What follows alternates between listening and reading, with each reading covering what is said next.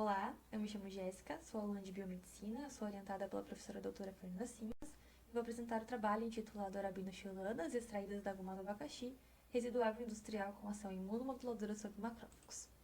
As arabinoxilanas são polissacarídeos vegetais que são encontrados comumente na parede celular de cereais, como o trigo, e já é descrito na literatura suas atividades biológicas sobre o sistema imune, incluindo a imunoestimulação de macrófagos, dada a secreção de citocinas pró-inflamatórias, a produção de espécies reativas, como o óxido nítrico, e o aumento das suas capacidades fagocíticas. Os macrófagos são importantes células do sistema imune e, dada a heterogeneidade fenotípica das suas polarizações, podem exercer importantes papéis no controle da homeostase tecidual e promoção de processos inflamatórios, a depender de seus perfis de ativação, que podem ser pró-inflamatórios, caracterizados como M1, ou anti-inflamatórios, caracterizados como M2. Um desequilíbrio dessa razão ou proporção M1-M2 pode vir a favorecer ou não processos inflamatórios desregulados que estão associados às mais diferentes patologias, incluindo a progressão tumoral para um perfil metastático, visto que macrófagos associados ao tumor, denominados TANs, tendem a apresentar-se esse perfil M2 e que contribuem com a evasão da resposta imune e a agressividade do tumor.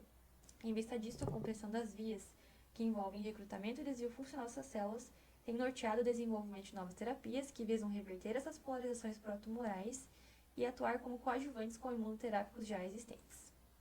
O polissacarídeo estudado nesse trabalho é extraído da goma do abacaxi, que é produzida pelo fruto em função de uma infecção fúngica denominada fusariose.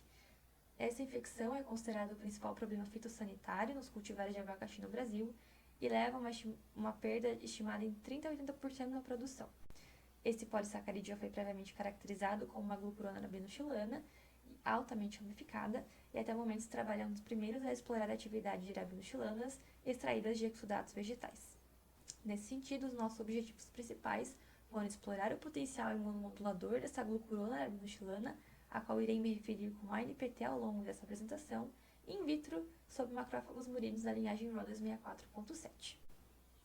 Para isso, diferentes parâmetros de ativação foram avaliados. Um deles foi a produção de espécies reativas de oxigênio, utilizando a sonda fluorescente DCF-HDA, a qual a fluorescência foi mensurada por citometria de fluxo. No gráfico em B, nós podemos perceber que nenhuma das concentrações aumentou significativamente a porcentagem de células ativadas em relação ao grupo controle, mas, quando observamos o gráfico em A, essas que se encontravam ativadas foram capazes de produzir uma quantidade aumentada de espécies reativas de oxigênio de maneira estatisticamente significativa em relação ao grupo controle, visto que a mediana da intensidade de fluorescência é diretamente proporcional à quantidade de sondas e espécies reativas produzidas por essas células. A capacidade fagocítica dessas células também foi mensurada utilizando de leveduras marcadas com isoticionato de fluoresceína, ou FITC. Conforme representado nessa imagem ilustrativa, as leveduras eram marcadas previamente à incubação com o FITC e as células ficavam, após as 24 horas de tratamento, expostas por mais 2 horas com as leveduras. E a fluorescência era mensurada por citometria de fluxo. Podemos observar que a maior concentração de 1000 microgramas por ml foi capaz de aumentar o número de leveduras fagocitadas por esses macrófagos de maneira estatisticamente significativa em relação ao grupo controle, que é representado pela linha tracejato.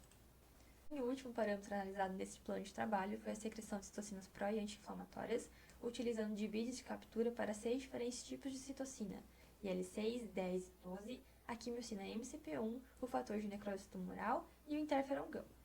Neste ensaio, as BIDs foram detectadas e tiveram suas concentrações determinadas utilizando o reagente de detecção PE, cuja fluorescência foi determinada também por citometria de fluxo.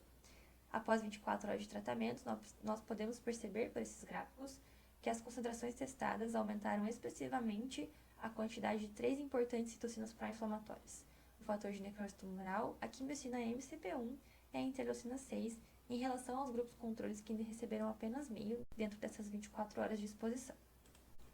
Diante desses resultados, nós entendemos que o polissacarídeo ANPT tende a polarizar esses macrófagos a um fenótipo pró-inflamatório, ou seja, M1, o que escancara a potencial atividade dessa glucurona arabinoxilana, visto que no microambiente tumoral, macrófagos polarizados em M1 estão associados a maiores tempos de sobrevida e resultados clínicos positivos para diferentes tipos de câncer, incluindo câncer de pulmão, colo retal, ovário e mama. Entretanto, a heterogeneidade dessa polarização merece ser melhor explorada, visto que essa dualidade M1-M2 não compreende os diferentes perfis de polarização que esses macrófagos podem ter dentro do microambiente tumoral, dada a comunicação com outras células e tecidos que compõem o microambiente.